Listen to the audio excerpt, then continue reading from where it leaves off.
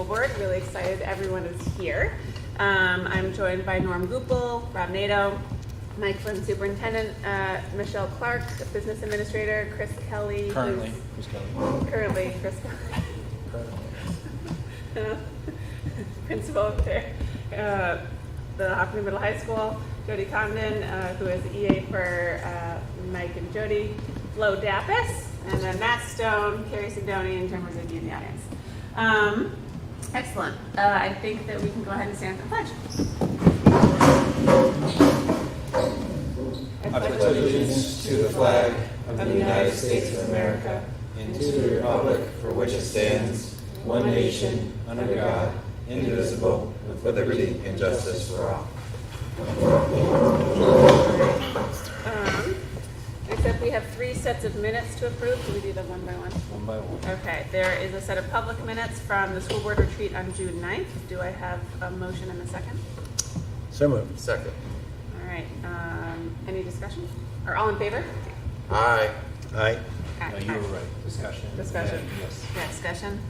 No? Okay, great. Okay, second set is public minutes from the school board public hearing at 5:20 on August 15th. Is there any discussion?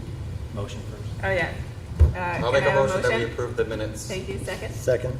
Any discussion? All right, all in favor? Aye. Got it. All right, and the last is a set of public minutes from the school board meeting on August 15th. Do I have a motion for approval? So moved. Second. Any discussion? All right, and all in favor? Aye. Okay. We have come to our first public comment section of the meeting. This is the first opportunity to make public comments. There will be another opportunity to make public comments at the end. If anyone would like to come up, please go ahead and come to the microphone. Limit your comments to 3 minutes. Evening, Lauren Clement. I was hoping to write some stuff down, but it's been a crazy day. I had a lot to cover, so I'll do half now, half later maybe. Loaded with information with 4 kids in the school coming from the 3 different districts. The Parent Squared app is helpful, but I'm finding messages that have information on Parent Squared, and then there's some of them are checked with Google Classroom, and some are checking over here, and some are checking over there, and it seems like a huge inundation instead of more streamlined as I think it was intended to be. So I'm not sure if there is an overall direction for different classes to be using that tool, but from my perspective with 4 kids in 3 different schools, it's a little bit challenging. Just some critiquing there. I have a safety concern, which I don't believe I want to disclose it in regards to the building that I experienced.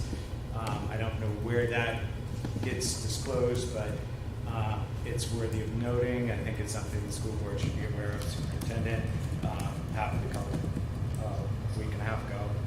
So I don't know if that should happen at in a private setting or whatnot, but maybe after the meeting I can brief you on that. It'd be more appropriate than in public.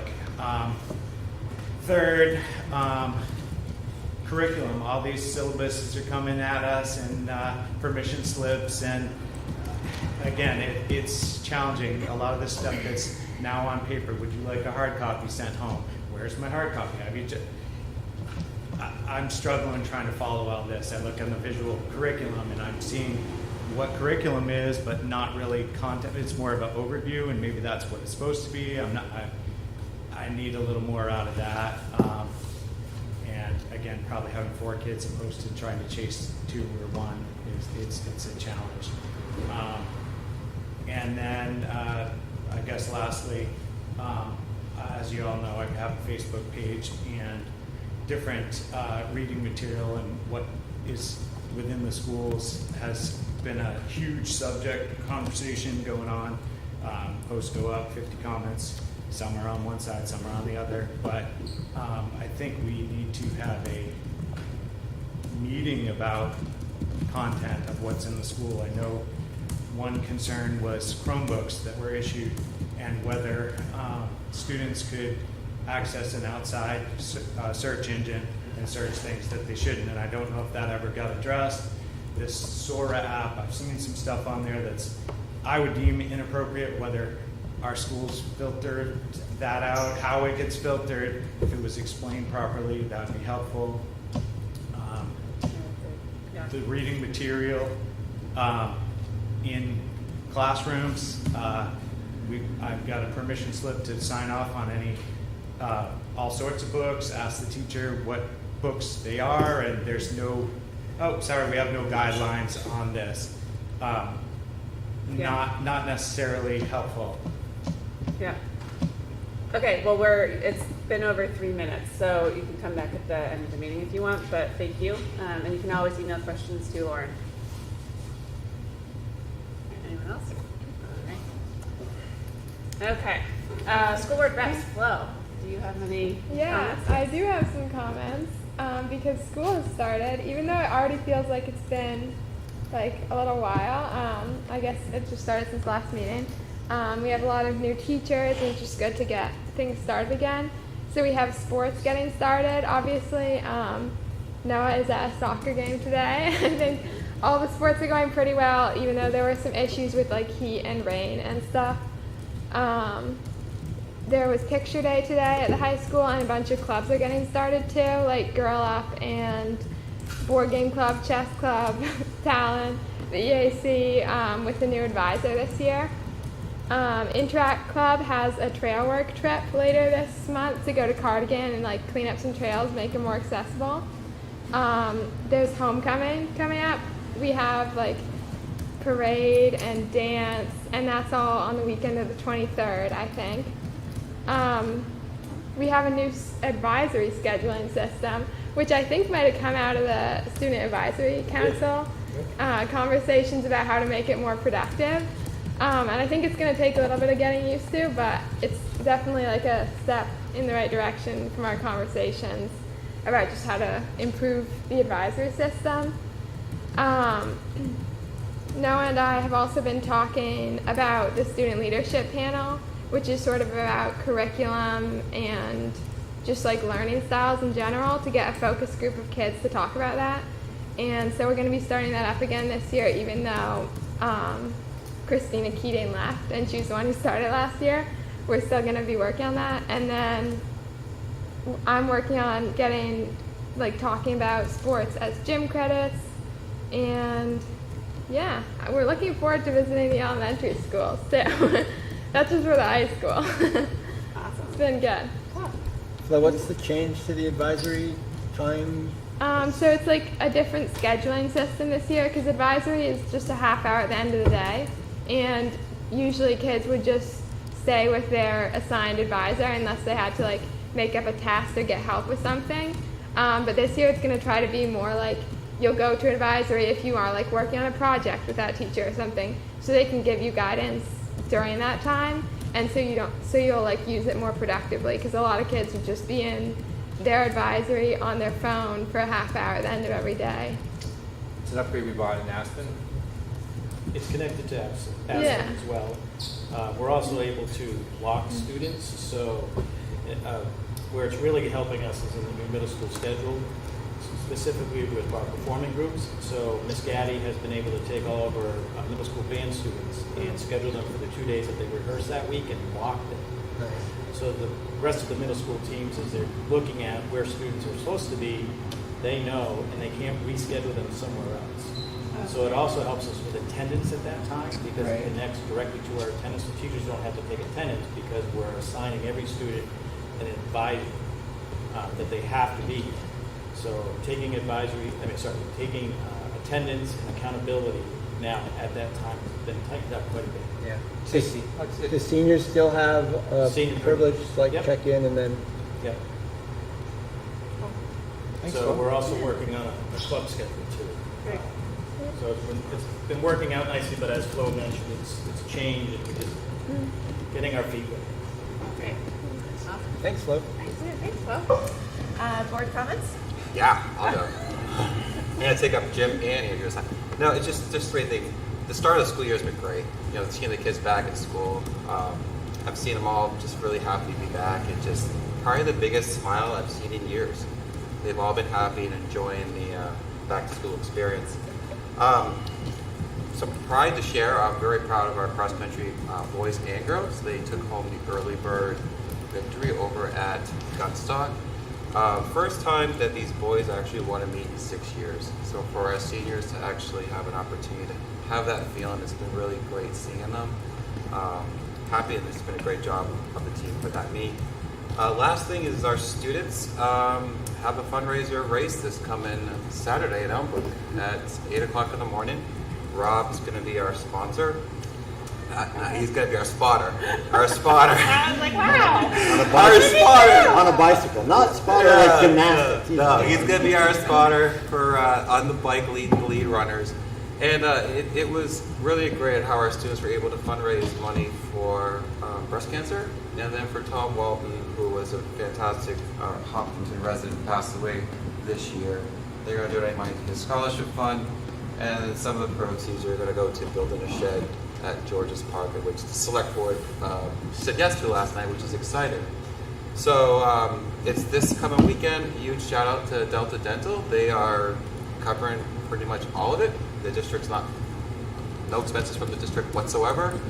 This is strictly the kids using their running skills to promote a great cause and to bring awareness to something that I personally think very powerful. So, Mike and Flo, there's bibs for you. If you're interested in running.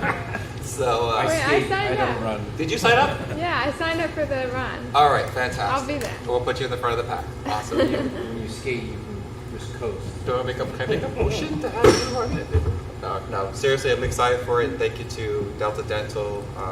We also had Dunkin' Donuts and Storms contribute along with Stockwell. So local businesses giving back to a great cause is awesome to see.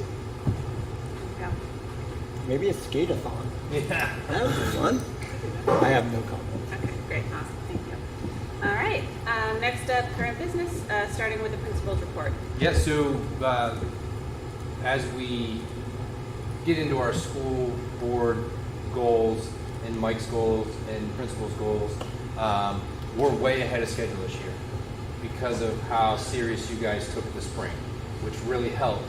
In fact, the principals got out ahead of Mike, which is a good thing. So they're here because it's better to see what's going on in the buildings quickly and how they're already starting their action items. So Miss Brown is not going to be here this evening. We're going to bump her. Carrie, you're going to kind of speak, but you're... Yeah, but we're still going to have her come back for FaceTime in 2 weeks. Yep, and we'll go from there. So thank you to the board for delivering those goals in the spring. The teacher evaluation, called TEP, but I'm not allowed to use TEP, teacher evaluation plan meetings that occur in the summer, which is one of their contractual days. They are able to come in and we set SLOs, which are student learning objective goals, as well as the district goal, which is our second year, but really our first core year because they had all the stuff this summer. So those were far more valuable time, and everyone's kind of already in motion here, so it's been great. So with that, Mr. Kelly, I assume you're going first since you set up shop at the table? Nope. I'm All right. running the Gary, why don't you come on up? We have plenty of seats this evening. Mr. Rizicki, you can just join us as well if you want already. You're going to have to come anyways. Hi. So you'll hear from the two principals and Mr. Rizicki, and then at the next board meeting, you'll have the updates from the others. So would you like me to do Patrice's opening of school update? Yeah, Save that? it'd Okay. still be great for those highlights. Those Okay. are also in your folder. You don't need her slides there, right, Carrie? No. No, I moved hers to the bottom so Yeah, I saw. she can speak after. So this is from Patrice, who can't be here tonight. She just wanted everyone to know that they had a great beginning of school. They welcomed back all students and staff to Harold Martin. In addition to returning students and incoming kindergartners, they welcomed 14 new students. Classrooms are already finding their groove with students jumping right into community building activities and outlining what's important for them as learners. She just wanted me to speak a little bit about arrival and dismissal procedures. They are streamlining it. They're getting a little more efficient each day. If you're dropping off in the morning by car, please disregard the white line and pull down as far as possible so we can get as many students safely unloaded as possible. As preschool families arrive, we ask that they park in the further spot available to allow us to maximize our drop-off zone. If you're picking up your child as a parent pickup, please have your car sign on the dashboard. This helps them call the appropriate student. If you don't have a car sign, please reach out to Jean Eaton and she'll help you with that. If you need to change your student's arrival plan, please put that in Pickup Patrol by 1:45. That is where the system locks and then it's given to teachers. If you need to give any information after that, please call the office. She asked me to speak about kindergarten kickoff. They transitioned incoming kindergartners with an intentional focus on social and emotional needs. On community building, the staff designed a week-long camp experience that allowed students to play and explore in the space while settling into the foundation for grade level routines and expectations.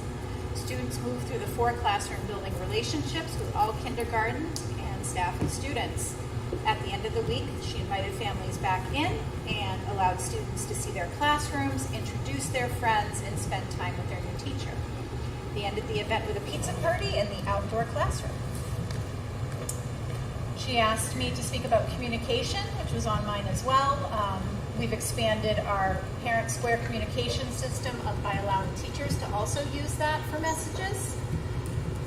Artist in Residence, this is both for Maple Street School and Harold Martin School. We're going to be welcoming an African drummer. His name is Theo Martley for a 2-week Artist in Residence program. He's going to bring to our students expertise in West African drumming patterns, dance songs, and encourages students and teachers to learn about the African culture. This was supported by a grant from the New Hampshire State Council of the Arts. We're going to be kicking off this experience this Friday, first at Maple Street and then at Harold Martin. Also, any community members are invited to join him at the Hopkinton Town Library on the 29th from 6 to 7. Regarding assessments for Harold Martin, the intervention team has been working hard to gather and collect necessary baseline data on all students in reading and math. The tools that they use are Early Bird and AimsWeb.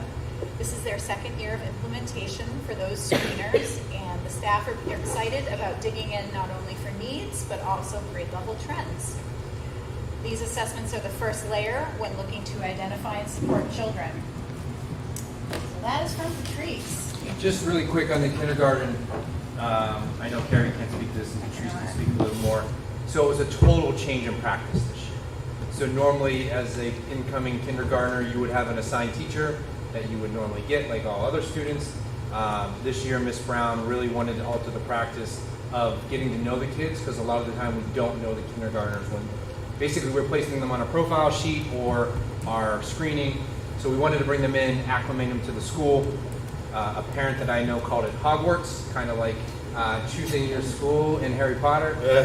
But essentially we had 50 kids for a week and the 4 teachers were able to see who worked well together, who would be a good pair, and really to a point where it's very uncomfortable to start because it was totally new for the building, for the parents. And then towards the end, actually next year as we're planning already, some of the teachers requested maybe an additional day or 2 to really get to know the kids. So it felt different. It may have been challenging to start. I love the approach, and I can see some successes already within the classrooms here. Oh, I can hear from Ms. Brown on what's going on. So if anyone had any questions, they can certainly reach out to Ms. Brown.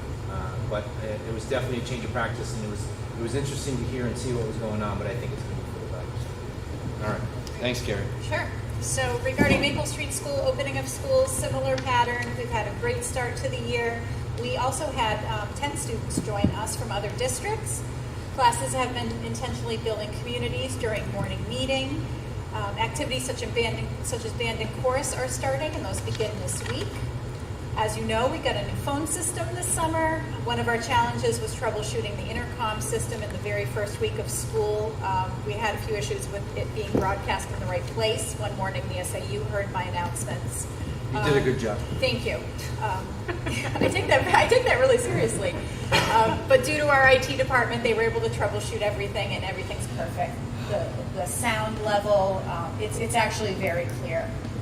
We're also in the midst of our assessment window. It's scheduled for the 5th to the 15th. At our level, they're taking the AimsWeb computerized assessment in both math and reading. They're also taking assessments in spelling and writing. And these assessments will give teachers and interventionists a baseline to plan and inform instruction. Communication, Patrice already alluded to this in hers. We are also using Parent Square for teachers. I just want to mention that families can have notifications either sent instantly or digest if you prefer to get them at a certain time every day or whenever we send them out. I tend to send out my newsletters and my communication Friday at 4 o'clock. I do want to mention one thing, the crosswalk duty position. So right out here by the SAU, there's a crosswalk, and it is a duty position. It's an extra duty, so it's a stipended position, and it's very difficult to fill. It's a unique position because it's the only one in the district. It's a state road. People go very fast, but it's very critical to have someone out there to cross students safely. It's notoriously hard to staff. Teachers are already in their classrooms at 7:30. That is their duty, to welcome students from 7:30 to 8. All of the other teachers have duties that cover lunch and recess. So, but when I do that, everything's covered. So what that leaves me with are instructional assistants.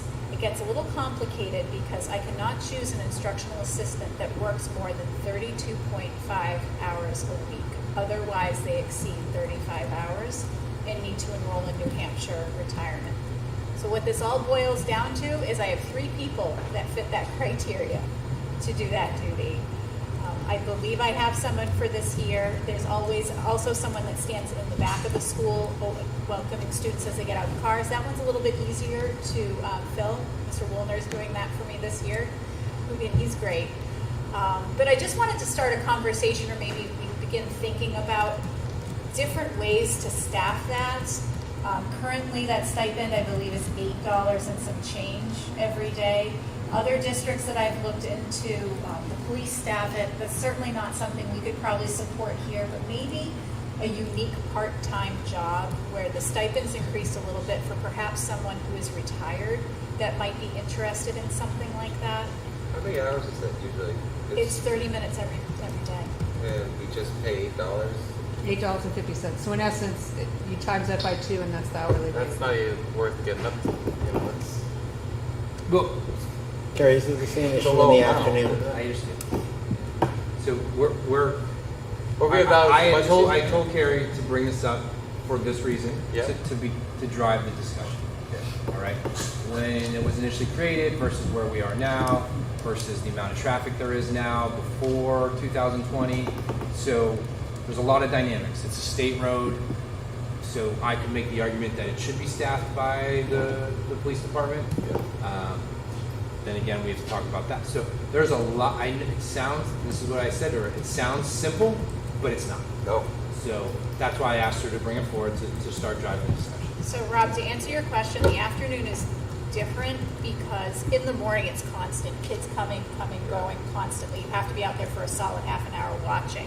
Carol Ann does that duty. She enjoys that duty. I'm able to extend that because she's done teaching for the day then. She walks the kiddos over once down the street and it's done. And I'm out there, other duty teachers are out there, so there's a lot more people. It's really the morning. What is it that other districts you would say would pay, for a position like that, like an hourly rate or? Yeah, 20, 25. And then my other question would be, do you think this is something that we should evaluate when you discuss your budget with us? Like, is it something that maybe you want to advocate for, that we can have the whole board discuss? I would, yes. Okay. That's good. Moving on. Moving on, Yeah. Girl Scouts. I have the best girls in this Girl Scout troop. They have raised a considerable amount of money and want to really contribute to their community. So I had girls out there with, I joke they're like sledgehammers, but they had hammers, and they were taking apart the picnic table out in the garden. They have raised enough funds to buy a new picnic table, a handicap accessible table that we're going to put behind the school, not only for students, but the community that comes and uses the grounds. Also, they wanted to do something called a Gaga pit. I did not know what that was. Essentially, it's 4 square in a cordoned area. Jim knows quite a bit about it from his former districts. They have already gotten the funds, they've found someone to install it, it's all weatherproof, it's all going to be graded, they're very excited. And their whole mission was to include everyone in playing a game or to have something for everybody to do. So I'm very proud of those girls. Another thing I want to mention is I'm planning on writing a substantial grant for a possible canopy or shade to cover the outdoor classroom in the back of the school. The grant is from the American Dermatology Association, so I'm working with Jim on that, and also I reached out to Todd Volkin today just to get some estimates so I can begin writing the grant. I would love those girls to come by and explain that Gaga pit for us to approve it. To be approved as a donation, correct? Correct. So I would love for them to come in here and be able to share. That'd be great. Wouldn't you agree? That would be great. I would absolutely love it. I'd like to take a video too. Maybe we can project it while they're here. You could dress like Lady Gaga. Yeah. I know, I've heard that, yeah. Can I say a little bit about that? Absolutely. Our community has been so great with these Girl Scouts, and honestly, Jim's staff off hours have been helping them take these picnic tables away and giving them the safety measures, and it's just really been really great to see them helping, and they're coming here after school, they're coming here on the weekends, and they're going around talking to community members in order to help put this together, and the community's excited about it. And as you know, we don't have the resources, but we have these students advocated, and another fundraiser, which the Seco invitation is fantastic. But thank you for supporting it, and I look forward to seeing it complete, because I've never seen it gotten up before. Nor have I. So, I had to look it up. We saw some this summer at a Did you? school somewhere, say Midwest someplace. Oh, really? Pretty cool. Nice. Question about Parent Square for teachers. So Yes. essentially replaces like the email group that they might have in terms of communication. Well, I mean, the way we rolled it out to them was it's more streamlined to a group, say a class, versus an email address book. They're still using email to communicate with individual families. It's just so much more streamlined to use that as a group communication tool. Thank you. You're welcome. Mr. Kelly, Do you want to do this? That's me again. you want to start? I'd love to start. Okay, go ahead. All right, I'll keep talking. My first goal centers around curriculum instruction and assessment for the 23-24 year. I met with my PLC leaders this summer. I really wanted to be intentional about what I chose to reflect the needs of our school. And everything kept coming back to literacy instruction. So the first goal is around exploratory learning using a professional learning community or PLC model regarding the best practices in literacy instruction. The way we're going to achieve that goal is by exploring recent educational research and literature on the topic of the science of reading. So you may have heard a lot about this. Really, the science of reading is a scientific approach to the way a student learns to read, the actual brain development that occurs, the phonetics, all of those processes that happen. So the way we're going to do that is many of us have enrolled in the letters training, and I know we don't do acronyms here. It's the Language Essentials for Teachers of Reading and Spelling Training, which is endorsed by the New Hampshire Department of Education. This is a fabulous resource. It's an 18-month training, which some of the teachers have already enrolled in, and they are raving about it. It's high quality. It is free through the Department of Ed. Other states in the country, it's thousands of dollars. I'm going to be doing it as well as a core group of teachers. We're going to continue collaborating, sharing what we're learning, not only during PLCs, but also staff meetings. So I've been highlighting little bits of that throughout the staff meetings as I plan to for the rest of the year. My next goal is regarding communication. We want to continue to refine ongoing discussions and collaboration regarding student data. We want to do that to not only inform instruction, but to also be transparent with parents. We're going to increase our understanding of the results of both formative and summative district and classroom assessments. Student data will be communicated with parents. Already we were sending Ames Web reports home, but we're also going to be using the Aspen Parent Portal to report grades. We're working on that right now. Matt did some trainings with the staff over the summer. Also the New Hampshire State Assessment Data Reports, so a parent knows exactly where their child is and how they are learning versus waiting for a progress report or a report card. And then finally, something I believe is very important, positive culture and climate of a school. Again, we're committed to creating a culture of learning, which is the term we've adopted to emphasize student belonging and recognition. This goal is going to be achieved through an increase in school-wide assemblies, now that we can do that again.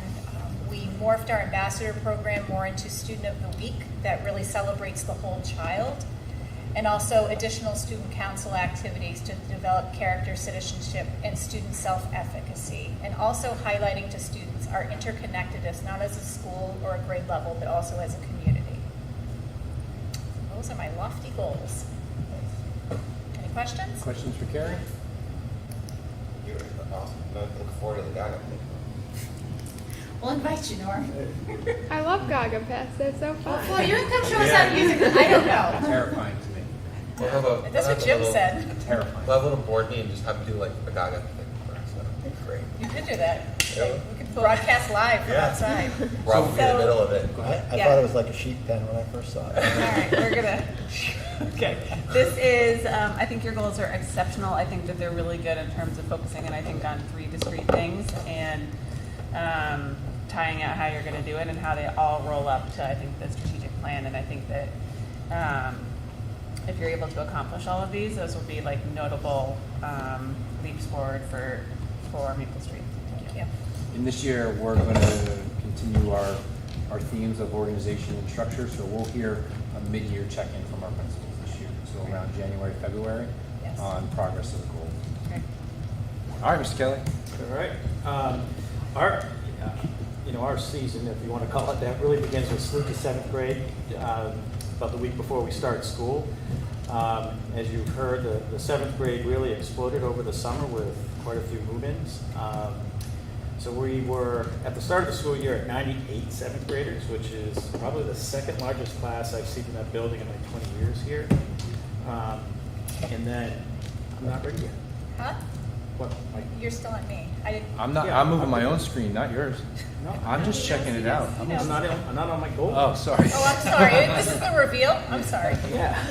This is just the update. I Yeah. was trying to see where it was at. No.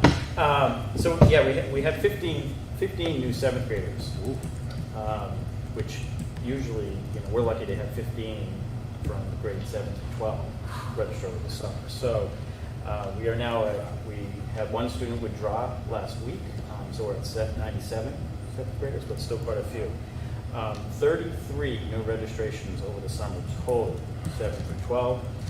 We had 16 withdrawals, so we're at a plus 17 overall. So that's quite a bit. And on top of that, we have 5 exchange students. So it was a busy summer. Michelle Fisher did a great job getting our new families all registered in the online platform. Really helped with that process. I want to thank Matt and the tech department because it's nice to get the alerts via email of when a new student registered. Although, because we had so many 7th graders, I was afraid to always open it. Is it another 7th grader? Is it another 7th grader? Because middle school is pretty full. But we had a great time with the 7th graders. We had about 70 students who showed up that day. We did our typical barbecue and team building activities. And then we got ready to fire up the year. You heard Mike talk about the teacher evaluation plan and those meetings that we have during the summer. In the spring last year, Jake and I met quite a bit to talk about the goals for this year, so we make sure to share those with the faculty before they left for the summer so they could really work on what their goals coming into this year would be, and connecting their goals to our building goals. Those were great conversations with our staff. They're really focused on their instruction and how they assess students and continuing to develop competencies, which is also tied to this first goal, which I'll talk about in a little bit.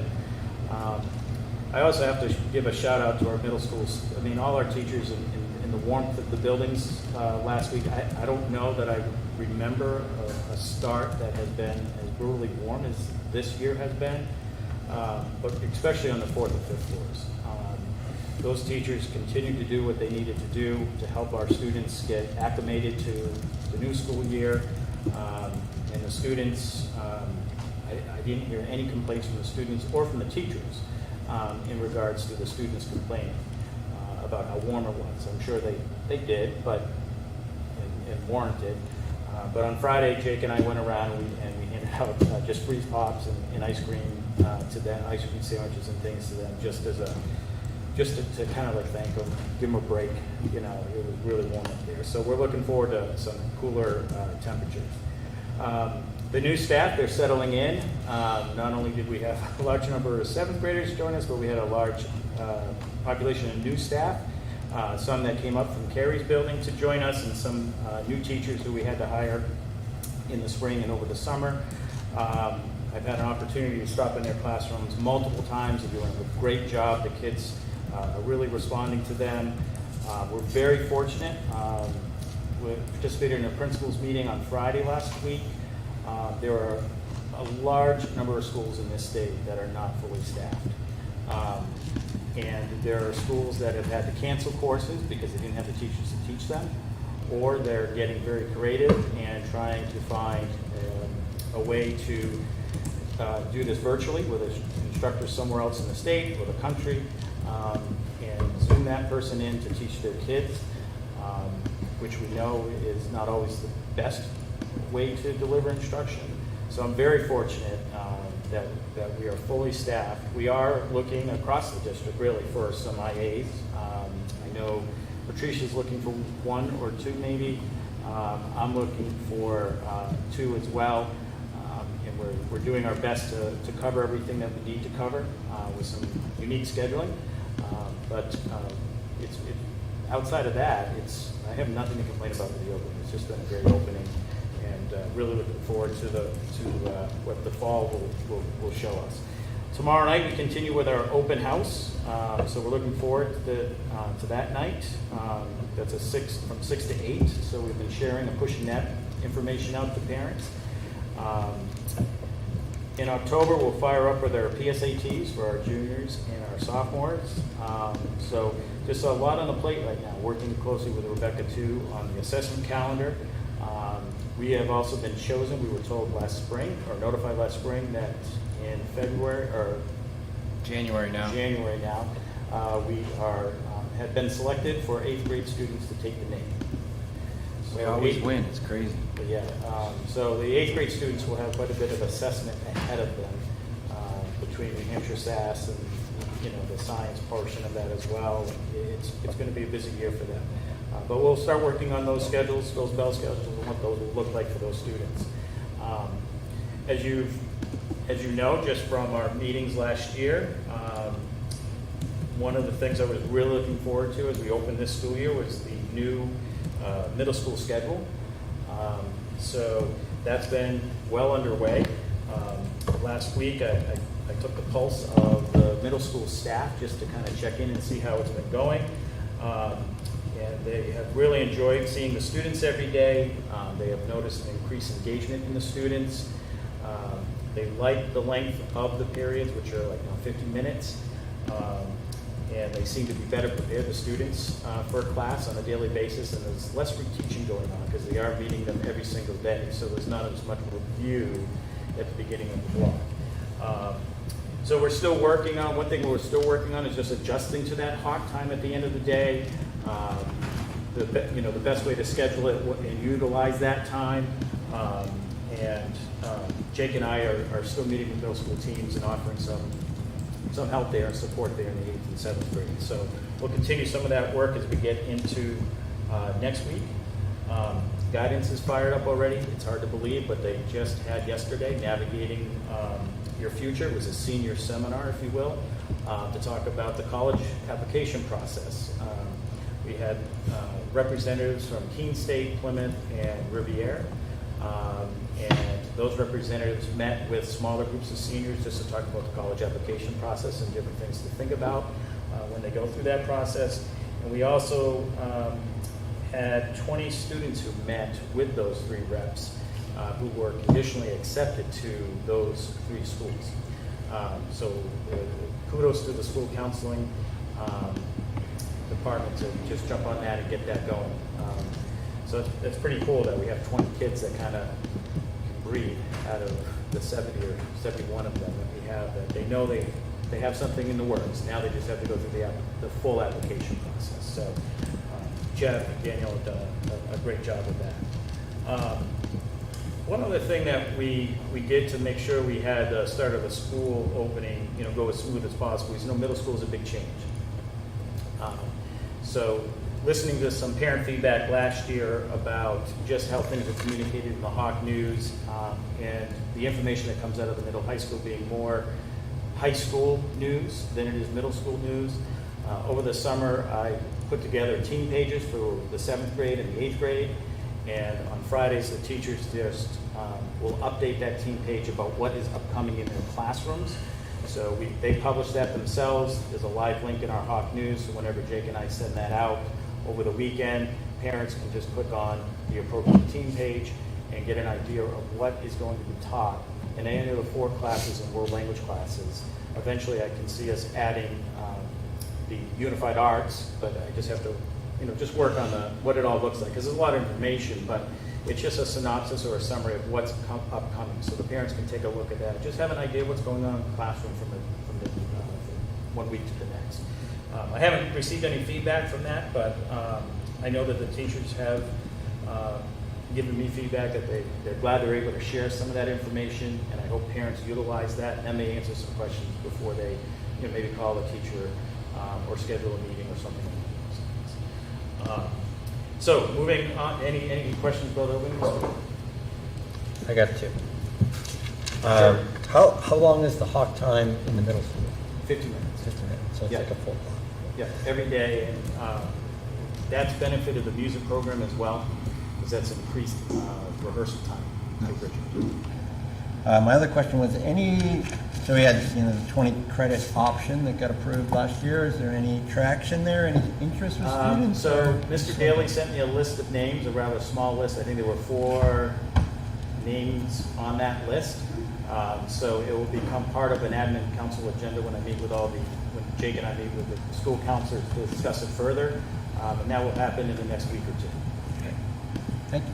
I definitely would like to see kind of update on that when you see changes, like how often it's being implemented, because it would have. So that's going to be a little bit of a two-way street on the flow, because essentially it's the first year. It's the first year, of course. And so our seniors were probably all on track for the normal one. Mm-hmm. So this will essentially be the first year in which juniors or sophomores. So we'll update as we move along, but it's not necessarily 4 people apply.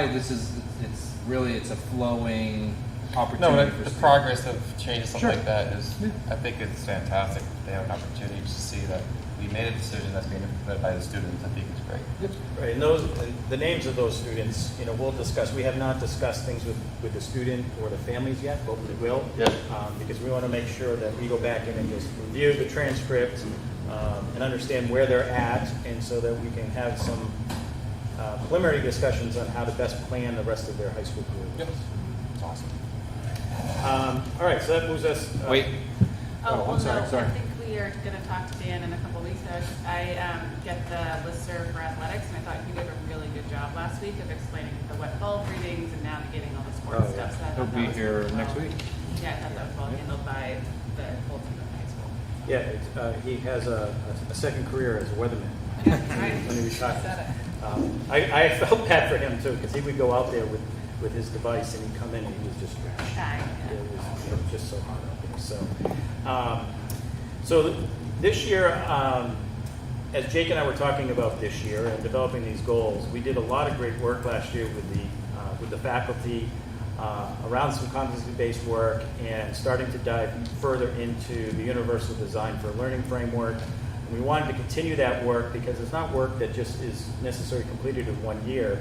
So the first goal that we developed and worked on was to continue that development of competency-based learning, looking at our competencies, and making sure that all of our students have an equal opportunity to demonstrate their ability to analyze information, synthesize, and to extend any essential content, knowledge, and skills, with the use of, and keeping in mind, the Webb's Depth of Knowledge, which is a framework that really looks at 4 different areas of student competency, if you will, or skills.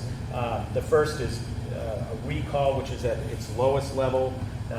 That's not where we're really aiming for. The second level is the skills and concept.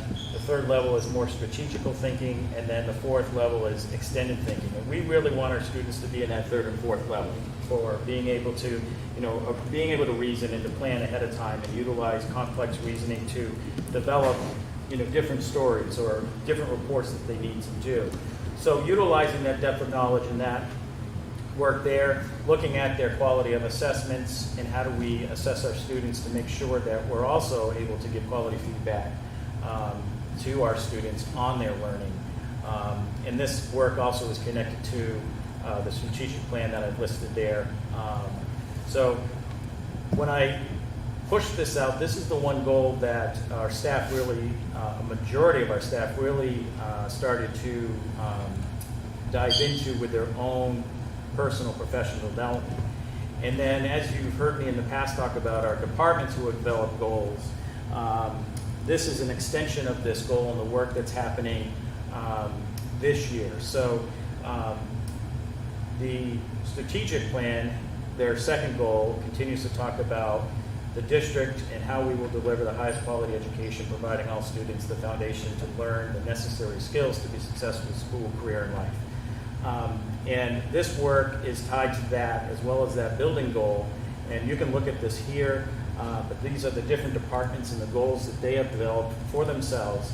But a lot of it is aligned with development of either rubrics or revising and assessing their own competencies that they have for their courses already. Math, for instance, is also looking at revising the advanced algebra curriculum, to make sure, again, to meet the needs of our students and whether or not we maybe need to change that class a little bit. So there's a lot of good work going on here that's focused on how do we best support our students so that when they graduate Hopkinton High School, they are career and life ready, depending on what track they decide to take, whether they go in a 2 or 4 year school or right into the military or a trade. So we'll continue to focus on these. The departments will give me updates on these as the year goes on. And Jake and I have also tried to really focus our planning for faculty meetings that will help support some of this work as well, and I'll talk a little bit about that in a second. The second goal is really tied to the Universal Design for Learning guidelines, again, to utilize high-quality teaching and facilitation practices, again, removing barriers for our students, so again, that they have an equal opportunity to succeed through engagement and learning at high levels. So we're really pushing that. How do we remove those barriers? How do we plan appropriately? How do we assess appropriately to really get our students to understand the content? And again, I've listed here what part of the strategic plan it's related to. One of the things that we also worked on this summer, Jake and I, to help support this piece here, as we take a look at our report cards and moving things forward there that you'll hear Rebecca talk about, I'm sure, as this year and next year move on. But one of the changes we're making with the report card this year is we replaced our work habits with expert learning habits, where we're really focusing on those 3 guidelines of engagement, representation, action, and expression that you may remember that Jeff Merrill presented on when he was here last year. So we're really starting to really think more about the verbiage that is included with Universal Design for Learning. How does that look on a report card, and how do we assess our students in those 3 areas? So we'll look forward to continuing to move forward in that direction. Our faculty meetings this year, Jake and I have, again, really tried to stay focused on what do those look like. We know, or I know, he knows that our staff likes to do a lot of collaboration. They like to work together. And this is also something that is addressed in the strategic plan in regards to carving out that time for our faculty to collaborate on best practices and how do they implement those practices in the work that they've done. So in our first faculty meeting, after a long week when we came back, we got right into it and really looked at the first principle, which was the engagement piece, and really dove into, how do we create learning environments in which all learners are challenged? How do we keep them interested? How do we keep them motivated about what they are learning?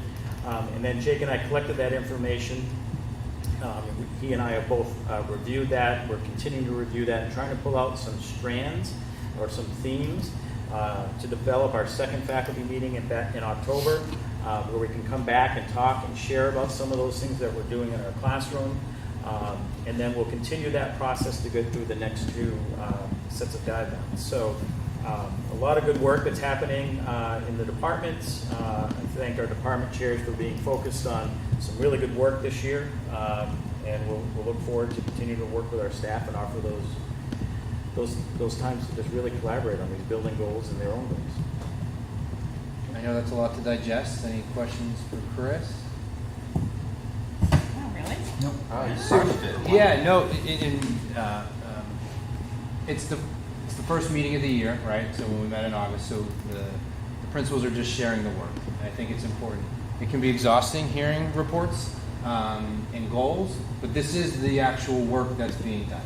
And that's one of the things we're talking about is when we're making decisions at the board level, we're making it for the kids, for the students, for the staff, and you can see all the work that's happening. So they did a great job. Go ahead. I would say that I think we also think that it's exciting. Yeah, no. Exhausting is the wrong word. Thank you. I love it. Can be exhausting, but it's a lot of information. And we still got one more to go. Yeah. So, To be clear, us implementing these goals earlier helped you prep your team for the summer, everything. so that really Yep. awesome. All right. Last but not least, Mr. Rizicki will give an update as the director of facilities. So I framed my update based upon the last time I gave an update here, so that's kind of where I'm going. So if I jump around a little bit and you're like, oh, how did the start of the school year go? I'll start there because it's not on the update. It went good.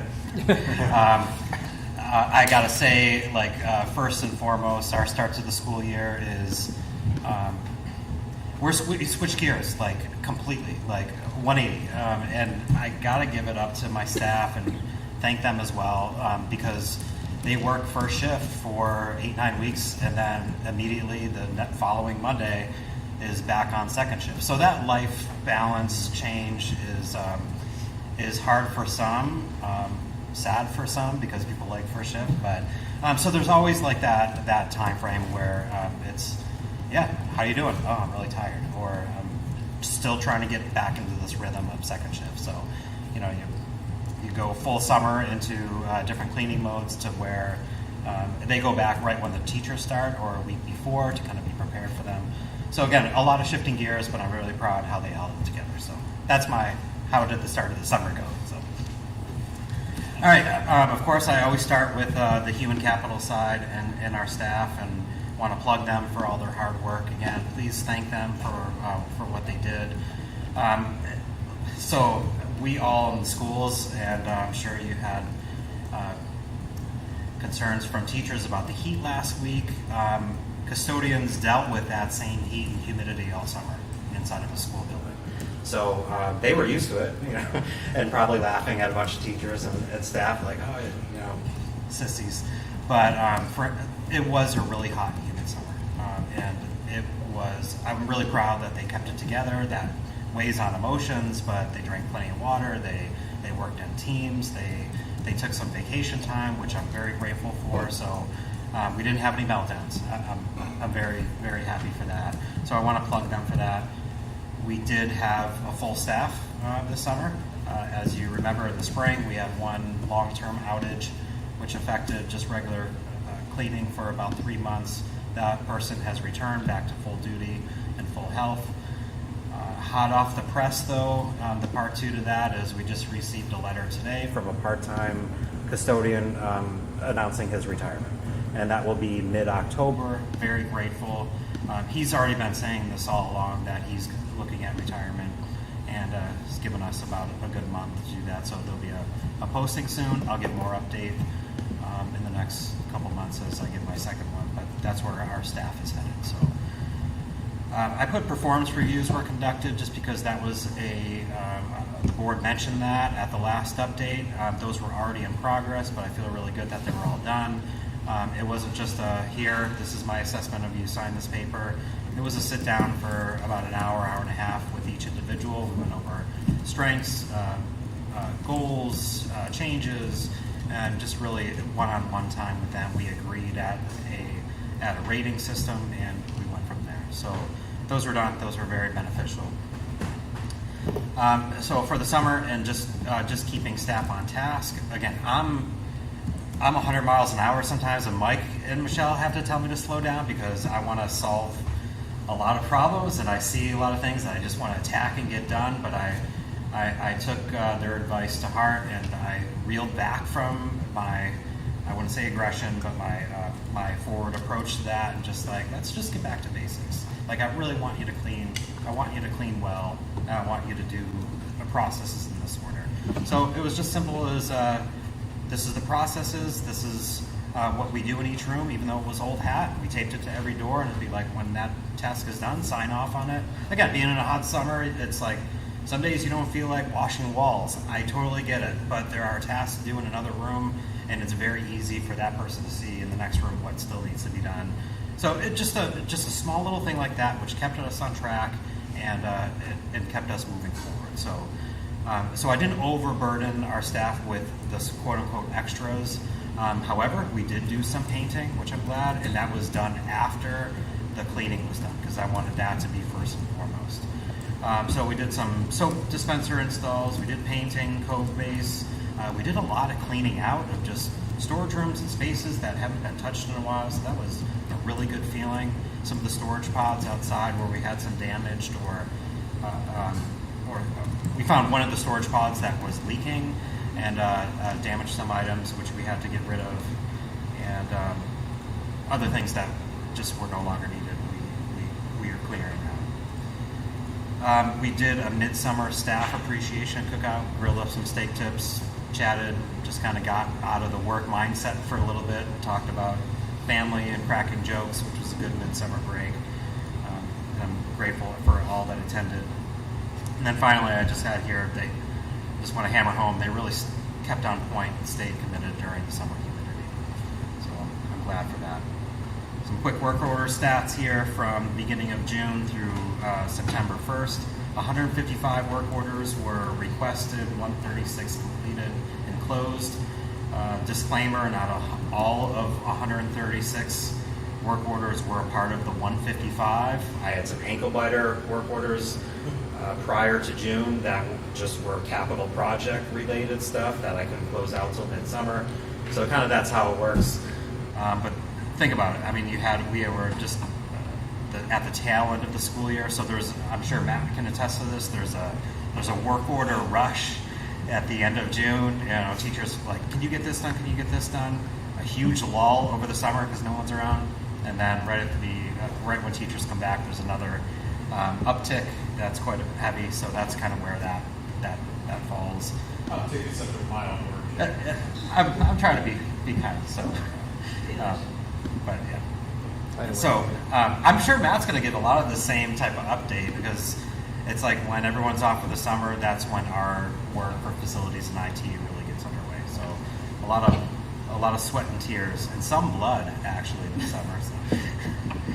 And then we did our just generally scheduled preventive maintenance. That's how many tasks were done. It was handled by our in-house staff in maintenance. Moving on to capital stuff. This was the really fun part of the job and things that we discussed over and over. It's like perfectly executed plans. Well, I won't say perfectly, but the plans were executed. So Calwell, that was big on everybody's mind through capital planning. Those were completed. Just a plug for Granite State Glass, which did the install. Carrie and I offer the same type of assessment of that. They were the best dressed, most professional, and well-organized group of contractors that I probably had to work with. And again, like with the threat of rain almost every day, it was like, man, what are you going to do to skylights? You don't want a gaping hole in the ceiling and it's going to rain. But they were like, yeah, they beat the schedule. They came in on the weekend to do some work, and it just went really, really well. Plus, the end result is I didn't show any before and after pictures. I will next time. Just email the board. But I took a picture of over at the high school one skylight that was original, and then when the one next to it was replaced. In the contrast between the two, was amazing. I think we were even turning the lights off at the high school a lot this summer. If it's a sunny day, you don't need them in the caf, or you don't need them down that hallway by the guidance office. Yeah, it feels super bright and nice. Yeah. And welcoming, especially that hallway in front of the main office and counseling, like where it doesn't have any natural light or windows, I should say. Now it's very welcoming and warm. So I thought that project went great. The other cattle wall that we agreed to replace with EPDM, which is over the gymnasium and the front yard, that was completed. That was actually completed last week. I would probably not have the same assessment of those roofers as far as they were organized. They killed it. They also worked in the hottest day, the hottest week of the year up on a roof, and but they did everything professionally. There wasn't any problems, but they just look a little bit different than this other install team. So that's done. It also solved a couple of annoying leaks that we had, one in the gym, one in the yurt, and then one here in the main office. So I feel really good that solved those minor issues. We purchased some furniture. Those were installed in the new rooms, part of the capital plan. New stove was installed. Looks gorgeous. The multi-purpose room over at Harold Martin the floor was refinished or repainted. Custodians also painted as far as they could on the walls to brighten up that space. We're going to be installing new cove base, which is the baseboard, rubber baseboard molding around that to complete the room. And we removed some curtains, which really brightened up that space as well. Another very project close to my heart was the rekeying and card access stuff for the grants. That was all done. And we really had very minor hiccups with people getting keys. Like, I plugged the secretaries at each building location were my point people for distributing them. We made spreadsheets of who got a key number. Every key is stamped individually, and I just want to plug Lauren, Tracy, and Jean for coordinating that. That was huge. And I think everybody kind of breathes a little bit deeper now that like we have the control back. Like we have accountability with everything now, which is fantastic. We had an ankle biter BPS repair to the Harold Martin boiler room. That was finally completed and off of my brain for a while, which I'm glad. HVAC PMs were completed at all locations, so we started the year. Fresh filter changes through Denron. Any regular scheduled inspection, state and general, from all of our systems that you can think of was done over the summer. So that's fire, security, all the stuff that we pay for. The big thing that we did as well in the next bullet point is lead. I know that was a sensitive subject. Just a little background, and I can probably answer some questions later if somebody has any, but the last round of testing from the state was done in May of 2019. At that point, actually at the start of this year of 2023, the state reduced the level from the acceptable level of lead in drinking water from 15 parts per billion, which is the measurement, down to 5. So that does translate into quite a bit, and I applaud the state's aggression on that. But what that meant for us is where we passed pretty significantly in the past with testing, we are now below that threshold. So the testing was generally the same between the 2 rounds of testing, but which means all the state's remediation efforts were put up a sign, change out your drinking fountains to bottle fill stations with filters. Those were already done before I was here, so I don't take any credit for that, but we're still showing that regular hand washing stations are still testing positive, or still testing with a trace of that. We're going to talk more about remediation effort. There's a grant available through the state. A lot of that has to do with bottle fill station, because you don't want people drinking that. So our drinking water sources are fully covered. They're well below that limit and don't even test as a number. So those are kind of offered. We're good in that area. Any space where a student gets water is for drinking is safe. I want to make sure that that's heard loud and clear. So the other grant possibilities that I'll be looking into, again, there's a fine line of what the state will grant out for a replacement. So those will be for like, the kitchens or other places where there's a remote possibility that somebody may use something for drinking or whatever else. We want to attack those next. But the art room sink or or other classroom sinks that students just use for hand washing should only still be used for hand washing, not that great of a threat at this moment. How am I doing on time? Should I breeze through? Or? Yeah, you can pick it up. Okay. All right. All right. Yeah. Sorry. There's just a whole lot that happened. So 2 projects. I really want to thank you guys. And it wasn't a negative. Okay. All right. I'm reading the room. All right, 2 things I really want to thank you guys, because I wasn't here at that last meeting where you guys approved some end of the year funding, were the tree work, the invasives, and the crack sealing. Huge thank you. That was I was so jazzed that you guys committed to those funds. A bunch of tree work did get done. We traded invasives, and we got a lot of parking lot cracks filled, which puts my mind at ease. It saves us a little bit more. So more to come in the budget, because I do feel that should be planted in the budget. So just a little precursor, not as much as what you guys approved, because we did a ton, but this is a regularly budgeted thing that we got to look for in the future. So thank you for approving that. The work was done awesomely by local people. And then the energy report that was done, we're gearing up on EMC for that. Finally, some upcoming goals that we have. So more custodial staff training and schedule changes. For CIP, we have probably in November a public hearing for some auditorium equipment, and the engineering for some of the R22 rooftop units that we're looking to replace. We'll have solid engineering plans by then. We're almost done. EMC work, improvements to grounds that were going to happen either late fall or early spring, which is getting some grass to grow. And I told you to speed up, which is funny. Can you talk about the soil plan you have going on? Soil because samples. There's a difference between laying seed and actually trying to grow significant turf. Yeah, so, okay. The right way to do it is you just don't want to buy seed from Lowe's or Home Depot and throw it down. So the right way to do it, and this comes from my background of growing athletic fields, which is the same part of property maintenance, is you got to know where to go with what, by knowing what you got. So basically, UNH Cooperative Extension, you can do it as a homeowner. We did it yearly as a school. We dug up some dirt, sent it up to the UNH Cooperative Extension for testing. They give specific fertilizer and grass seed recommendations based upon the soil that you have in that location, because not everything needs to be torn up and redone, but they may suggest a different product. So once I have that, we're going to do that on our own. That way I can then go to different local landscapers and be like, this is what we got. What would you suggest for a maintenance plan? And we'll go from there. Thank you. Thank you. And then,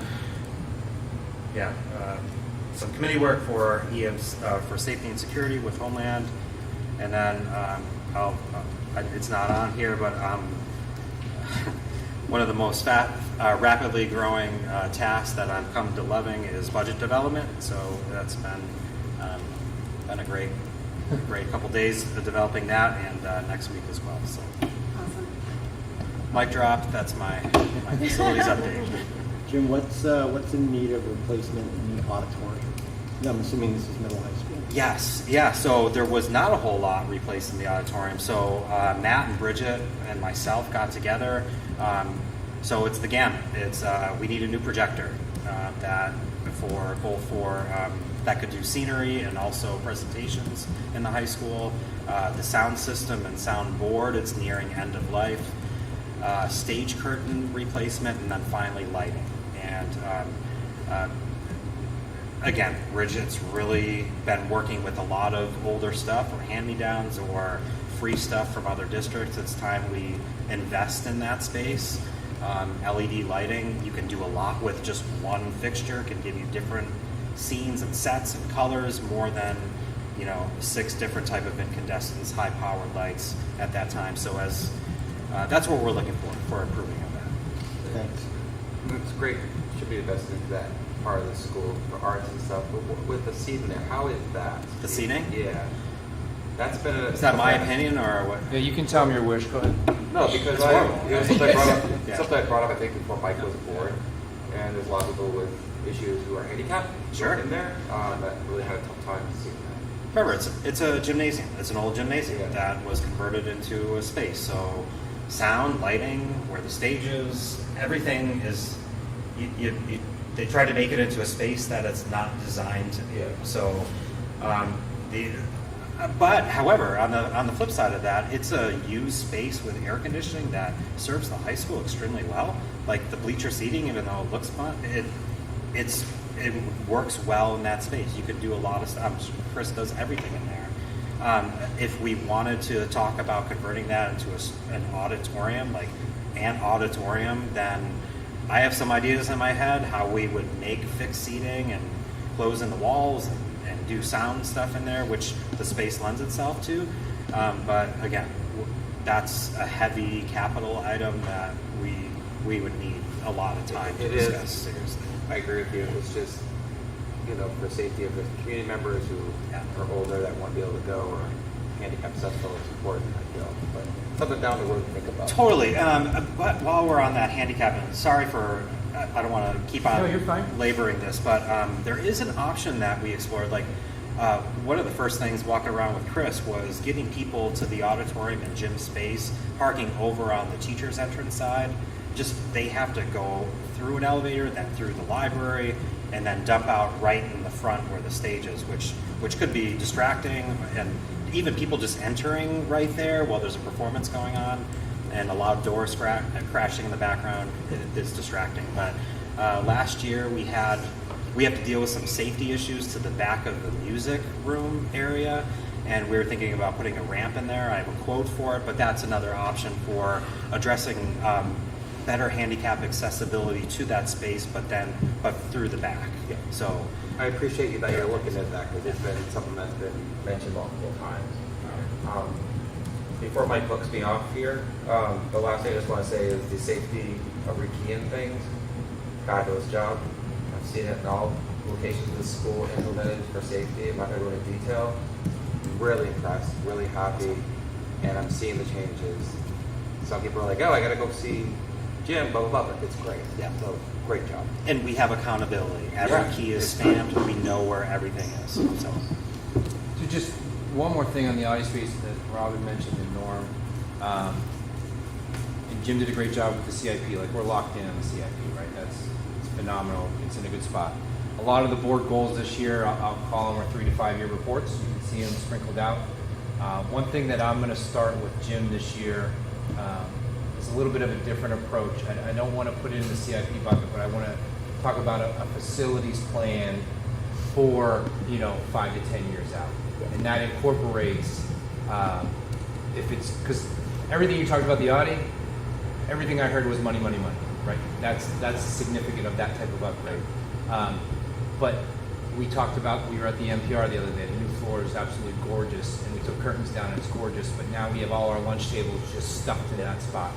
So how do we alter that? So I'm going to work with Jim on like a facilities upgrade plan rather than a CIP. It's like a little bit different. So that's going to take some time. That's a whole year type of work. But at least it maps out. They dovetail, right? Yeah, it partners. But one thing since I've been here, I've always heard about is the lack of space for the winter. Not just for athletics, but for the town and the community usage. So does that entail, when we met with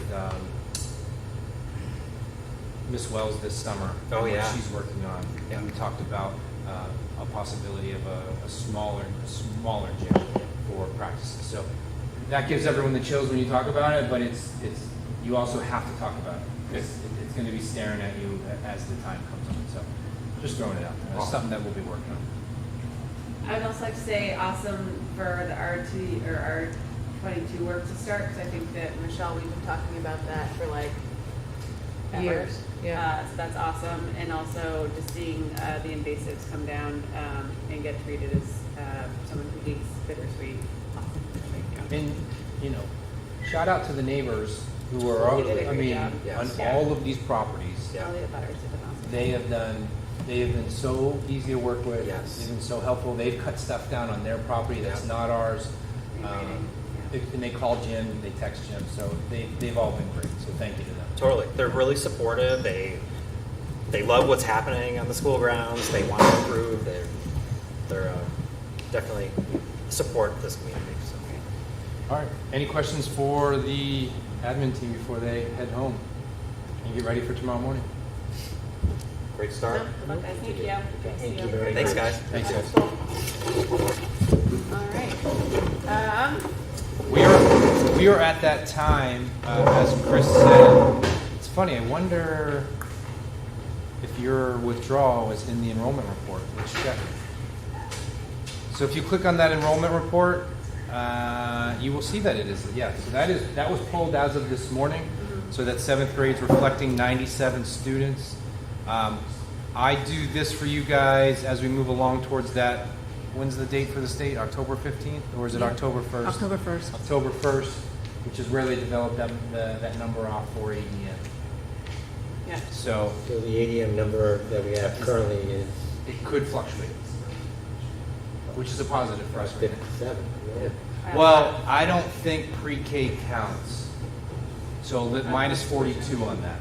And it's average But- daily membership too, Yeah, so so it's it's average. also about kids in, kids at home. Sick, yeah. Sick, and So- so it's unfortunately not, It's not, so That's not what, what you said the other day.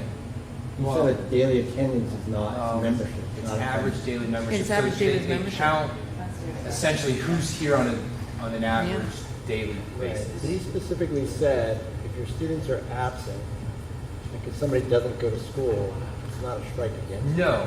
No, but they have their own formula. correct. So we submit our enrollment. So last year, as we progressed through this, there was some confusion in the enrollment numbers from when I started. So I just want to be clear, this is the enrollment as of September 12th. This isn't what we've submitted to the state yet. This isn't our final numbers, but as of today, it's 952 students. All right? I was doing math and getting excited. Yeah. 952. Any questions on enrollment? So I just had I'm actually curious about something. So when you say that someone withdrew, where do they, is it because they're going They to could went to private? another school, yeah. Homeschool, private, relocation, Okay. any of that. Great. Okay, so moving on to the next agenda item, it's back to you, Dulcie, for EMC update. Awesome. Okay, so the board has in their folders all of the audits that came out of the SEEDS energy audits for our 3 campuses, as Mike calls them. And we wanted to share these because we wanted to give the board the opportunity to look through them. The documents range from 40 to 70 pages. They're really heavily focused on the building envelope, but have a few different things that we can look at. In terms of what the Energy Management Committee is going to do, we're meeting next week, next Thursday. And we've divvied up teams to basically tackle each report so that everyone can come focus on one building with a set of questions and sort of things that they want to inquire. We'll compile a list, and then we're going to ask Margaret from SEEDS to come in and meet with us so that we can go ahead and sort of follow up and ask some things about what we want to do. That in turn will reflect into a forward-moving plan that dovetails with some of the solar work that we started to look at, looks at some of CIP allocations that Jim's been able to look at and really think about what can we do when to increase our energy efficiency and what can we do for the buildings and practices and everything else. So we're excited because we've been talking about and waiting for these audits flow since March is when they happen, I think, during February break. So this is really exciting. If we want to apply for a lot of grants, you have to have these audits in hand. So this opens up additional funding opportunities for the district. And I mean, we've all been binging on sort of energy data no matter what. So I think we're just excited to dig in and go through it. For the committee member assignments, we did do it just basically based on people who are familiar with each school. So we figured that would be the most relevant. But for the board, we welcome everyone to take a look. If you have questions, send them to Normanize, the committee members, or obviously Jim Mazicki, and we'll report back in a few weeks. Yeah, talk about the level of work that was done in a year on one committee. It's crazy town. But I have never seen one of those before. Yeah. It is in depth. It And it was free. It's amazing. Yeah. So It was free. that is going to take some time to digest, not just for the committee and the work teams if you're separating, but as we start to begin to communicate it, we'll have to break it out in chunks so Yeah. that it's digestible. Yeah, yeah, we'll talk about a Yeah. communications plan that dovetails with like the work. Great work. Thanks. Any questions for Dulcie? This is cool. Yeah, It's a lot of Good pages, jest. a lot of pages. it's crazy. The She did great. She took yeah. so many infrared She's readings. the best. They're in the so state. weird. They look so creepy. They're Ghost or something. All right, so I know Andrea is out and normally the leader of policy, but Dulcie's also on policies here. But this happened this summer through our audit. We have to reaffirm and reauthorize DFA on a yearly basis. So we'll be adding, we're good now as of tonight, but we will be reaffirming it in the June meetings from now on Yeah. prior to the audit. Great. So we're going to do it now, and it might be crazy when I bring it to you again in June, but that's going to become our new practice, is to reaffirm it in June. So I would look for a motion from the board to reaffirm policy DFA as presented. So I'll make a motion that we reaffirm policy DFA. Second. Any discussion? See? Any changes to any, nothing, it's just. Just a little preface, so the treasurer does review this when he comes and talks to you guys too, he refers to it. So he does look at it and he hasn't made any comments about making any changes. Great. Okay. Awesome. All right. All in favor? Aye. Awesome. All right. All right. You're up. Yeah, moving on to consent agenda. A lot less than our last meeting in regards to new hires and resignations. You'll see some in there. You'll see Mike Zahn, Rebecca Agnesi. I said that right, I think. Melanie Sala and Ken Skate. I don't know why I was trying to go the other way. You can see the positions they are hired for, and then you can see some resignations down below. I will throw the same pitch Chris out did, and Ms. Hibbert, Mandy asked us as well. Still looking for IA help. At this time of year, it tends to be a parent who might have some time or wants to be on the same schedule. So if anyone knows anyone, feel free to send them our way. They can even just set up a meeting if they want to know what they would be in for. But we're looking for a few as well. Down below, if you keep scrolling, those are our additional contracts slash also having a brain cramp. Additional Some are for the they're AM I'm gonna duty, call we them just talked duties, about sorry. it. Yeah. Then the music teacher, Chris kind of alluded to it. Yep, and then the other ones are duties. So. Yep. And then if you have any questions, let me know. Great. All right. Moving on to Schedule B. So Norm has, we were looking for a cross-country assistant varsity coach. We had no applicants, and so Norm had applied. So I have to actually remove Norm from that moving forward because you don't have enough people for him to abstain from the vote. So we'll reapprove at the next meeting. Yeah. But you'll see on there soccer, JV, Mr. Chapin, Mr. Affenbach. I said that right too. You should practice before I do that. So with that, actually, Dan Meserve, we've had a successful fall season in regards to staffing. So thank you to everyone, specifically Mr. Chapin and Mr. Affenbach, who stepped up. They're splitting the position. They're helping the girls out. So thank you to them. Great. Any questions on coaching? All right. There was one more in there. I don't think I linked. Michelle, was there any new nomination? I think there was I'm sorry. a coach, I think, or something. No, we got that. I'm talking about clubs. Yes, No. there is. Yep. Okay. So Nancy Skarmas, she's not going to be doing the middle school drama after school. So that is on the, that's the only one that As we a have reduction, yep. as a reduction. Sorry, I did not link that one.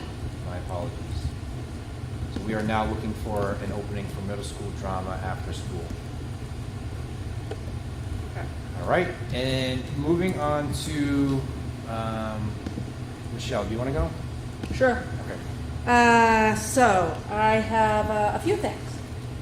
First thing is in the Google Drive are the quarterly reports from fourth quarter of 22-23. Those were not done before the last meeting, so those are in there. These also go to the Budget Committee. Another item that is in the Google Drive is, it was referred to earlier, the Artist in Residence grant that we have. So we need the board to authorize Mike to be the signer because there actually is a resolution that the school district clerk has to sign that says that the board did give authorization to Mike to sign the grant application, or whoever it is, the one that to sign the grant application. That's in order to get the grant. That's $6,000. Then we have some donations. So one donation is from the Hopkinton Public Library. It's not needing a full approval because it's under the $5,000, but it's $250, and that actually is for the Artist in Residence program as well. The Mary Elliott Fund, they donated last year. They're donating $15,000 to, so thank you very much to them, to help with student services and students and family needs that we have in the district. Thanks again to the PTA. They fund a lot of things for us. They're doing $1,200 for the Ladybug and Great Stone face books, as well as they are doing $1,500 for the Artist in Residence program. The last items are 3 budget adjustments. So the first item, when we do the budget, we go with what we know of at the time. So there was budgeted an additional class for physical education and wellness, and when the scheduling was done, that was not needed, but we needed it for music. So that is being reallocated there. The next item is there was an additional class for English that was not needed, but we do need the additional class. If you remember, we hired a 1.0 instead of a 0.8 teacher when Joanne Lowe left. The last item is when we did the budget, I had the Harold Martin, I actually thought of it more of like a math specialist. So I had that in the math area. It was still in regular education, but this is the reallocation of some ESSER money and things, and it was changed to an interventionalist, which actually changes where we're actually charging, because right now the money for the budget is in the math line at Harold Martin, so it really needs to go to the general area of the regular education. So they're all just reclassing. It's all within budget, and so. So to be clear, no cost change, Right. just reclassing where they were located for the actual purpose. Yeah. Which this was an item brought up by the Finance Committee about trying to do these more throughout the year instead of later in the year. So I've been able to pay attention on a faster response to make sure that we do that instead of holding them up. Yep. Any questions for Michelle before I move on?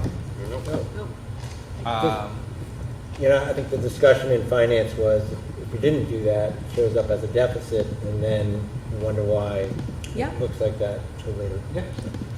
We're just improving our practices, so that's one of the things as well. All right, moving on to wrap up for superintendent's report. Class size update I mentioned in the August meeting. That was our kindergarten and second grade discussion. Second grade kind of held firm. We were talking about 6 students, so we're good on that, aligned with the class policy. And then we are aligned at kindergarten as well. We're going to probably fill in around 50 there, so that'll be perfect class sizes there as well. Even though you heard significant updates from the principals, I'm going to touch upon a couple things, including Mr. Rizicki. I need to echo how clean our facilities were this year coming in, and how there were no delays on the work that was accomplished. So in my first 2 years here, the first one was the science labs, and then the last, so there's always been something going on. This year, doors opened and everything was smooth sailing. The weather update last week, another of my first here in Hopkinton. I texted Rob on that Monday at Memorial saying, I know this is going to sound crazy, but these will be the hottest days since I've been in Hopkinton. heat in a classroom does not create a great learning environment. You have 15, 20 kids, all their body temperatures, it just exasperates what's going on. Our principals and Jim did their absolute best to mitigate as we could. There were a lot of requests from faculty to bring in personal air conditioners, which Mr. Rizicki had to manage because that can turn into a serious liability in regards to breakers, electricity, so forth and so on. So sometimes those are challenging responses to requests, but we have to try and do our best to keep everyone safe at the same time. I received some inquiries about closing of schools, early releases. All of those are challenges systemically, and early releases for families is probably the hardest thing to do in our profession, unless you give them months notice. So we tried to navigate that. Our staff just did a phenomenal job of working through it. Our kids, our resilience, sometimes they are our strongest. Doesn't make it any easier on those 4th and 5th floors at all. And that goes back to actually one of our first conversations is, what is that plan? It can't be like that forever if months get warmer. So just want to thank the staff for the work they did that week. The principals bought stuff out of their own pocket, and ice creams and waters. So it was tough, but thank you to everyone. Can I say one thing about that real quick? Yeah. Real quick. And on the flip side, I did not know the school district had a matrix for athletics, for coaching. I did not know that there was a matrix that if it's a certain weather outside, they're not out there. And I thought Mr. Preserve did a great job of delegating that with teams, that there was no practice based on the heat. Yeah. So their safety was It's a important. wet bulb, so we all. Yep. It was good. Yep. So a concerned parent had come forward in regards to the current condition of the track. I just want to echo these are challenging situations because we don't own the track, it's like when we were discussing the ramp, we don't own the ramp. So I met with Neil to discuss the track. It needs to be heavily raked and re-maintenance. So Neil said he's going to work on that. Just as we work through, it's been acknowledged. We're working on it. Some timing because they're short-staffed over there as well, but we're working towards that.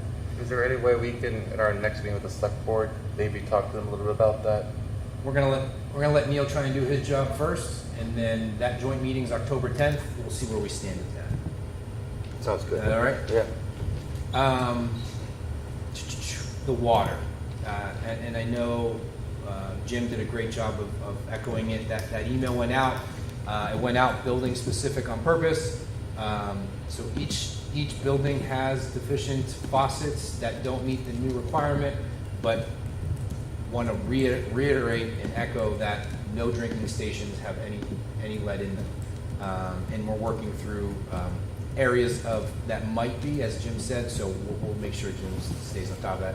And actually, he's doing a great job, so we're working on that. And then water, weather, track, IA openings, and then in their folders an overnight field trip for our, I want to make sure it's the right club. Interact Club. Thank you. Flo's wearing a shirt for it. There you go. Yeah. That is for February break, right? Is it the same break? We're bringing back the Puerto Rico service trip, Okay. which is very exciting. So that is February 21st, February 29th. You can see all the details in there. It'll be a great experience for our kids in Hopkinton. Any questions on consent agenda? I'll make a motion that we approve the consent agenda as presented. Second. Any comments?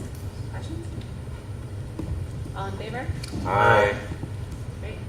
All right, thanks, Mike. Next up, committee updates. Rob, you want to go first? Sure. So we had our finance meeting the other day. Get those notes. Finance meeting the other day, meaning yesterday. Meeting yesterday morning.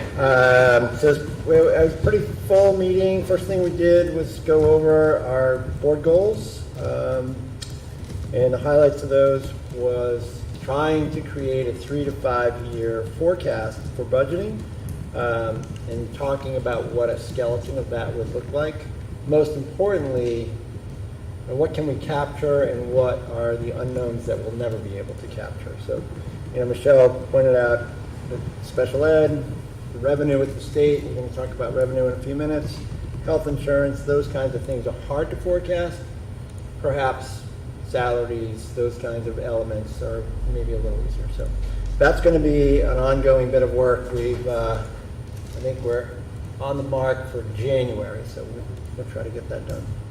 The second goal is to, articulate how we're trying to restrain the budget. And I think we are continuing to do a pretty good job at that as we work through our process. And the third goal is just to coordinate with our CIP and the town CIP, so it's all on the same thing. Then we spent some time talking about the MS-25, and that'll go to Budget Committee tomorrow night and give them some time to digest it and then kind of work through questions at our following Budget Committee.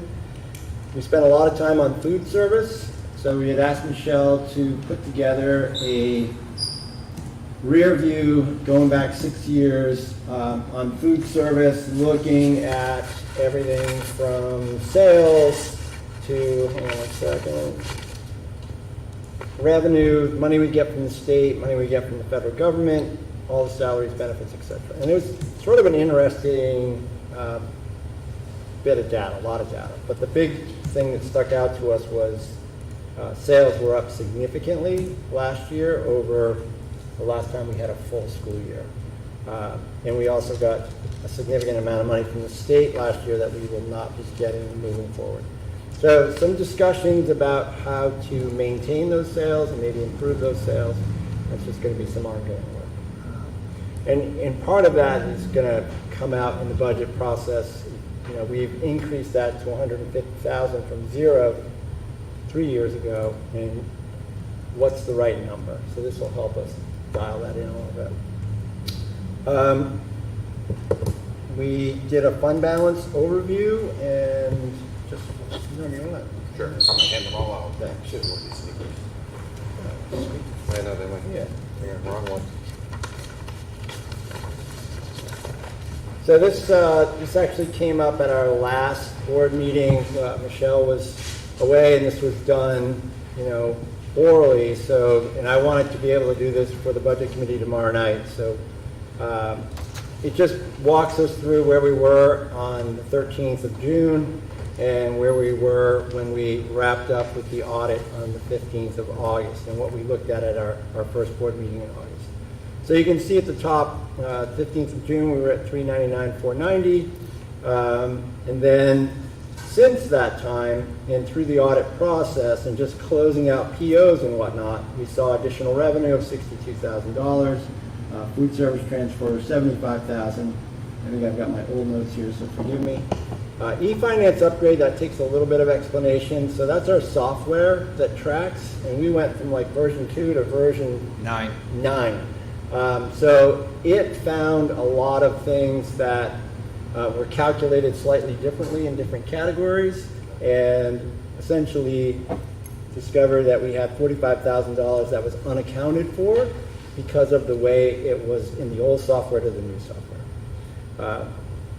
And then the last one is fewer expenditures than expected, and this goes back to open POs and things that we have to encumber for, but we don't really know about until the school year closes. So at the end of the day, when we met in August, we were at $667,980. And then if you're curious about where that money goes, let me go back to the food service transfer just to make that clear. So because we had funded food service at a higher rate, and actually in part because I asked Michelle to transfer those funds to food service, we were over the amount of money that you can have in the food service account, which is separate from everything else. So because of that, it needed to go back to the general fund. So it ends up in fund balance versus staying in food service, which it could not live in at that time. Does that make sense? Yep. Okay. Yep. Where did the funds go? End of the year, closing out the books to zero.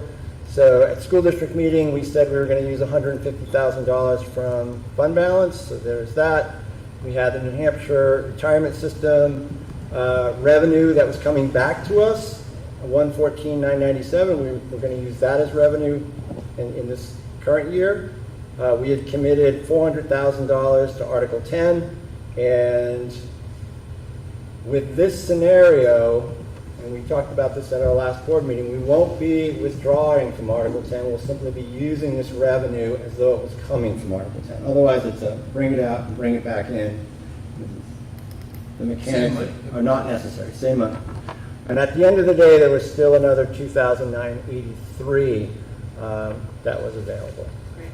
So that's fund balance in a nutshell, and the full audit report, which usually comes out October, November, will give even greater detail as to those components. But for inquiring minds that want to know, that's the deal there. Rob, this is great because it shows two snapshots of what the board saw on June 13th and then the transactions through the audit process of how we got to this number. Great job. Thanks, man. Love it. So then the other thing that we looked at was a change in adequacy from the state, and I think I apologize because the way this was printed, so you're going to have to sort of hold it as though it was across. But this is going to impact our tax rate. So the state changed its adequacy formula, and that was revealed late August versus what we had projected back in March. So just a quick review, the way that we get money comes in different buckets. So the base adequacy, as we referred to earlier, is that average daily membership times base aid. So how many students are we responsible for? Is that a fair way to say that, Mike? Yes, on a daily basis. On a daily basis. So times that by $4,100, that gives you that $3,689,000. We also get aid based on free and reduced membership. So students that qualify for free and reduced lunch, and we highly encourage parents to apply for that if they feel that they might meet those criteria. It's not only good for your family, it's good for the school district. We have approximately 65 students that meet that requirement at times 2,300. So that's another 149,000. In special ed, we also receive differentiated aid, 173 students approximately, times 2,100 for 363. We have no English language learners, so we don't receive any differentiated aid there. So the state, I will sarcastically say, in its wisdom, believes that the total cost of an adequate education is $4,202,699, and that's what comes our way.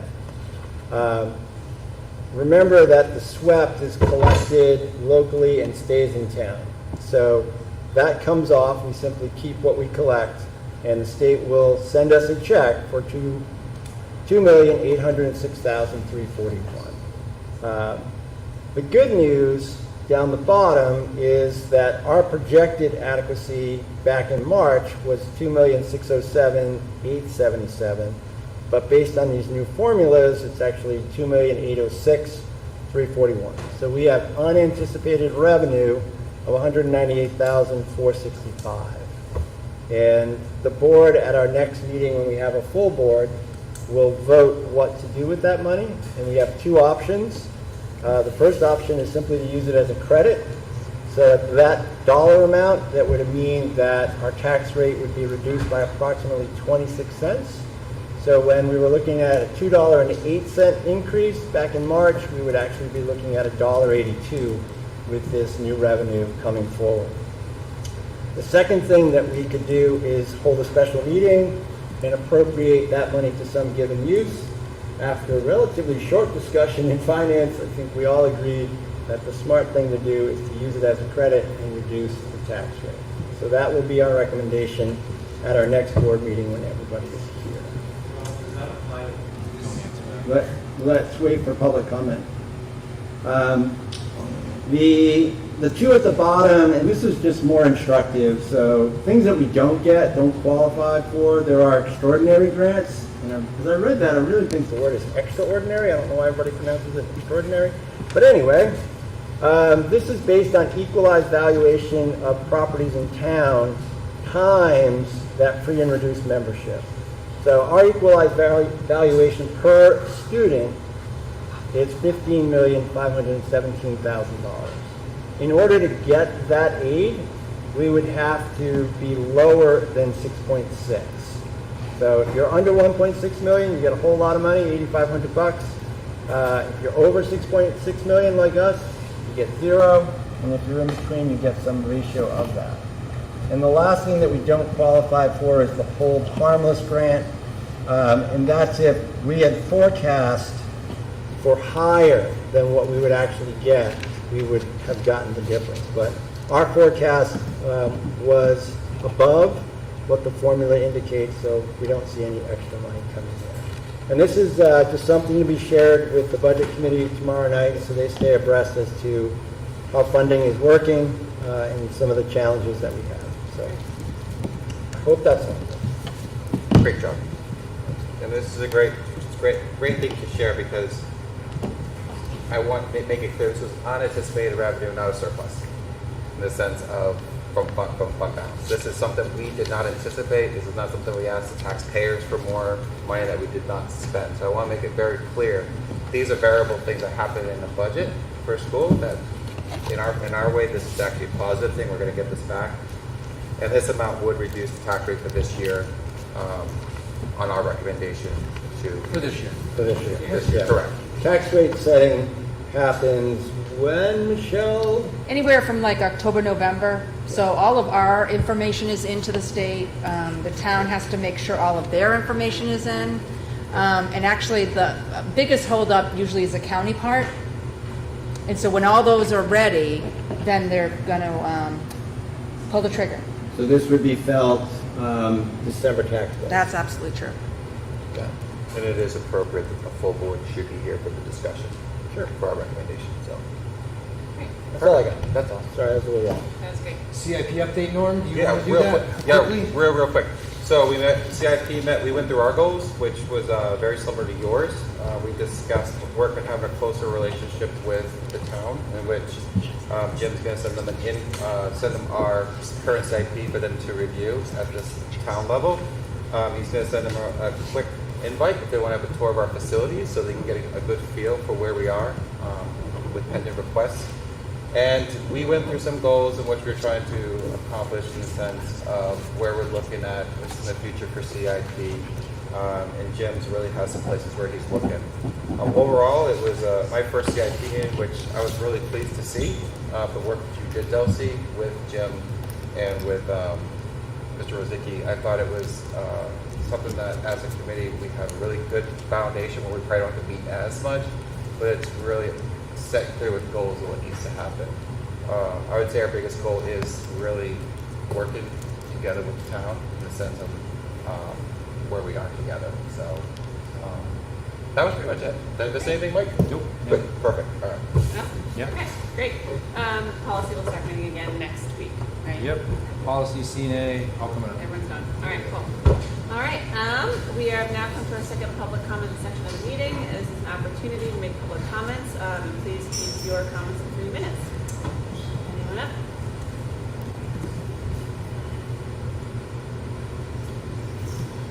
Going into 86 Maple Street, right back to Rob, on the unanticipated revenue of nearly 200,000. Are you saying that the recommendation that hasn't been voted on yet, but will offset the operating budget of this calendar year that we're in?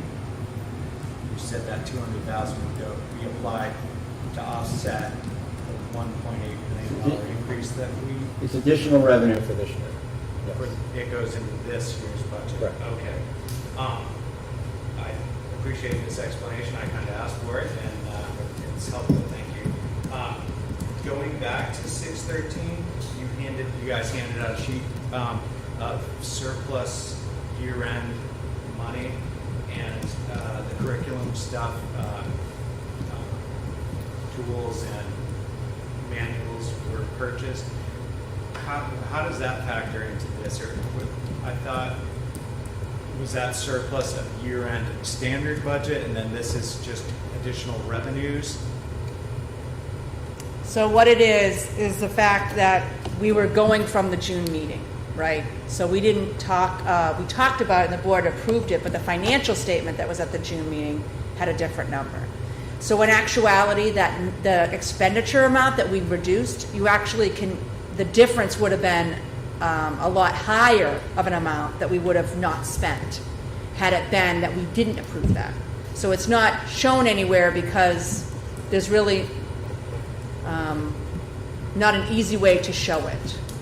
And if you It could have been 200 and some odd $1,000 that the unanticipated expenditures were different if we didn't spend it. What were the total? I don't want to get into a Q&A, so if you want to, Sorry. if you want to talk to Mike or set up a meeting, you're welcome to do that. Yeah. Okay. I guess I will stop there. Any other public comments?